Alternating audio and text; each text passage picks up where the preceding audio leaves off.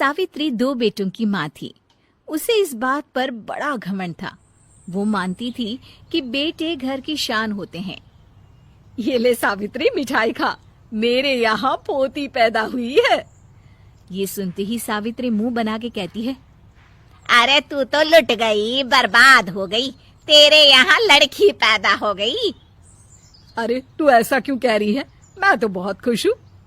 अरे जब तेरी पोती के पीछे तुझे खर्चे पर खर्चे करने पड़ेंगे ना, तब ये तेरी सारी खुशी गम में बदल जाएगी। पहले लड़की की पढ़ाई लिखाई का खर्चा, फिर उसकी शादी का खर्चा। अरे आजकल की शादियाँ कितनी महंगी हो गई है। गहने बनाओ, लाखों रुपए पानी की तरह बह जाते हैं। लड़कियाँ तो सिर्फ खर्चा करवाने के लिए ही पैदा होती हैं। इस तरह लड़कियों के प्रति अपने विचार व्यक्त करते हुए सावित्री ममता को लंबा चौड़ा भाषण देके चली जाती है। अब तो आप लोग इस कहानी में सावित्री देवी का पात्र अच्छी तरह समझ ही गए होंगे।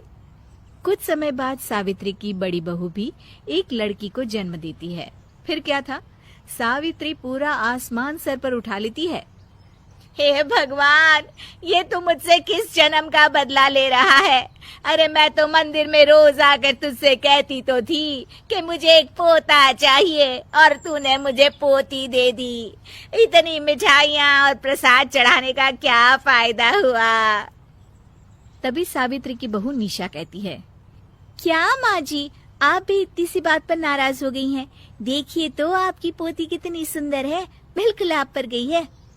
अरे चुप कर, तुझे 9 महीने इतने महंगे महंगे काजू बादाम फल फ्रूट खिलाने का फायदा क्या हुआ? मेरे तो सारे पैसे बर्बाद हो गए। ये सुन सावित्री का बड़ा बेटा अजय कहता है, माँ, तुम सिर्फ नाम के लिए 2020 में रहती हो। असल में तुम्हारा दिमाग सैकड़ों साल पुरानी सोच रखता है। आज के जमाने में लड़का और लड़की में कौन फर्क करता है? मैं तो बहुत खुश हूँ कि भगवान ने मुझे लक्ष्मी के रूप में बेटी दी है। लेकिन सावित्री पर अजय की बातों का कोई असर नहीं होता। नालायक, अपनी पत्नी की जबान बोल रहा है। मेरा बड़ा बेटा तो हाथ से गया। लेकिन सावित्री देवी हार मानने वाली नहीं थी।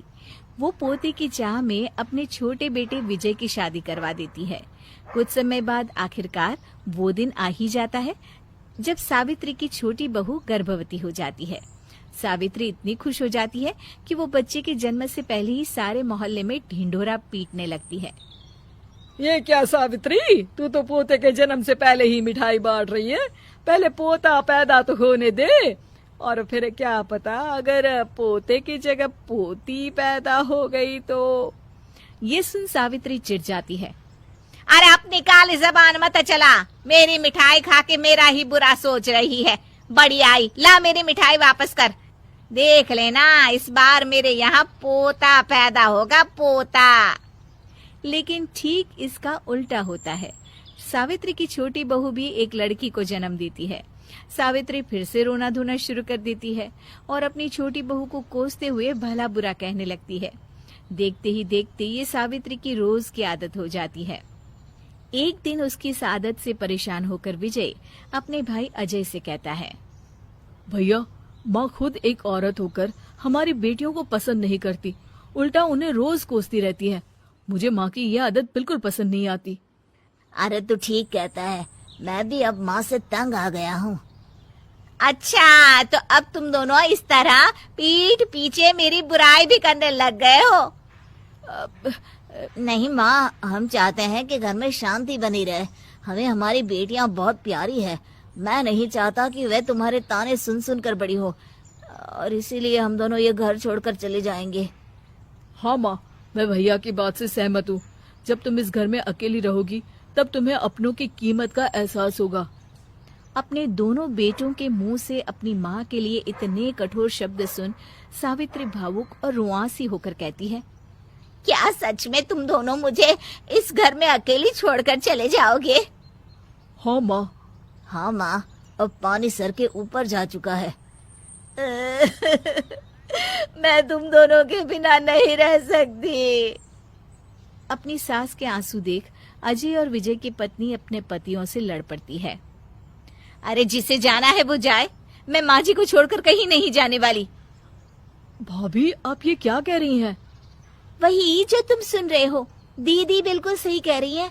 हम बेटियों के संस्कार हमें सिखाते हैं कि सास माँ समान नहीं बल्कि माँ ही होती है और उस माँ की जिंदगी भर सेवा की जाती है।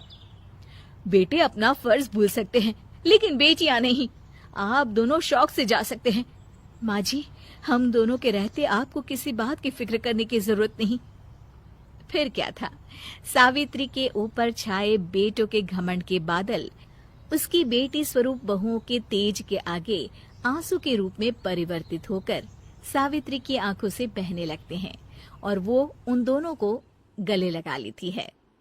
मैं जिंदगी भर बेटियों को कोसती रही, लेकिन आज तुम दोनों को देख मुझे समझ आ गया कि बड़े अभागे होते हैं वो लोग जिनके घर बेटी